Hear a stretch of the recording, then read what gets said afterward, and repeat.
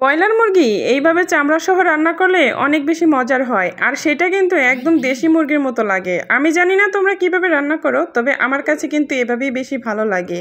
আমি দেশি মুরগির চাইতে আমার ব্রয়লার মুরগিটাই বেশি ভালো লাগে। এটা আসলে একটু আশ্চর্য কথা না?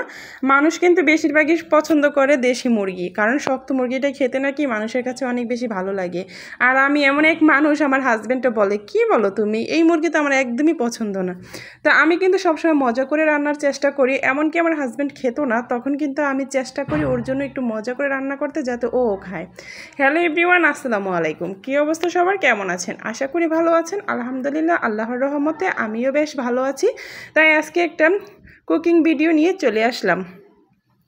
তাই আমি যেভাবে রান্না করি, এটা দেশি মুরগিকেও ফেল করে আসলে, আর যা বলা যায় আর কি। আমি সবসময় কিন্তু এভাবে আলুটাকে বেজে নেই।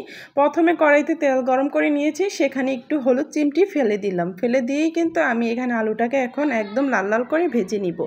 ভেজে নেওয়ার পরে কিন্তু আমি মুরগির মধ্যে এখন হলুদ মরিচ দিয়ে মাখিয়ে নিব। আমি কিন্তু চামড়া সহ এই ব্রয়লার মুরগিটাকে রান্না করছি, আর চামড়া সহ ব্রয়লার মুরগি রান্না করলে সত্যি কিন্তু দেশি মুরগির মতো লাগে। আমরা যে ড্রেসিং করে নিয়ে আসি, তখন কিন্তু চামড়া থাকে না। আসলে ওইভাবে তাদেরকে বলবে যে হাতে ছুলে দিবেন, তাহলে কিন্তু এইভাবে মুরগিটা রান্না করলে অনেক ভালো লাগে।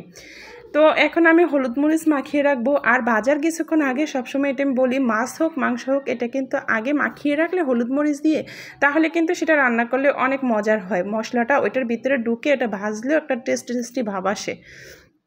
এখানে আমি এগুলোকে ভেজে নিব। এখন মুরগিটাকে ভেজে নিব।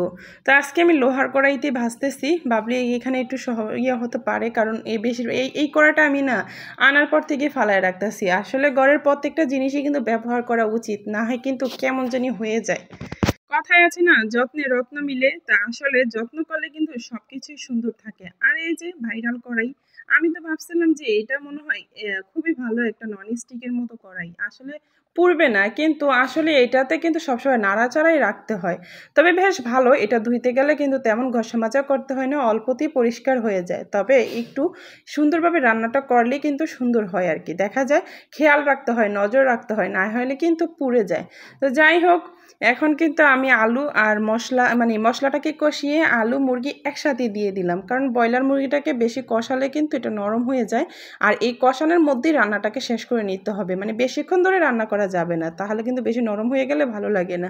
যদি শক্ত শক্ত রাখতে চাও, তাহলে দেশি মুরগির মতো, তাহলে কিন্তু এই যে এইভাবে একটু কষিয়ে অল্প পানি দিয়ে রান্নাটা করে নিবে, যাতে পারফেক্ট মতো হয়, সুন্দরভাবে হয়। তো আমি কিন্তু এভাবেই সবসময় রান্না করি। আমার হাজব্যান্ডও পছন্দ করে, আমার তো ভালো লাগে। আমার ছেলেরও অনেক মজা করে খায়। যে মানুষটাকে খাওয়াতেই পারতাম না ব্রয়লার মুরগি, সেই মানুষটাও খায়। তোমরা যদি না পারো, অবশ্যই এভাবে একটু ট্রাই করো। মানে তোমরা যদি এভাবে কখনো খাওনি, একবার ট্রাই করো, দেখো তো কেমন লাগে। যদি ভালো লাগে, অবশ্যই আমাকে লাইক কমেন্ট শেয়ার করে পাশে থাকবে। আর যদি নতুন নতুন টিপস পেতে চাও, তাহলে আমার পেজটাকে একটু ফলো দিয়ে সবাই সাথে থাকবেন। আমার জন্য সবাই একটু দোয়া করো, কারণ অনেক মাস ধরে ভিডিও বানাইতেছি, কোনো লাইক কমেন্ট শেয়ার সেরকম পাচ্ছিও না, বা ভিউজও হচ্ছে না। কিন্তু কেন হচ্ছে না আমি জানি না। আমি সর্বোচ্চ চেষ্টা করে যাচ্ছি। সবাই ভালো থেকো, আল্লাহ হাফিজ।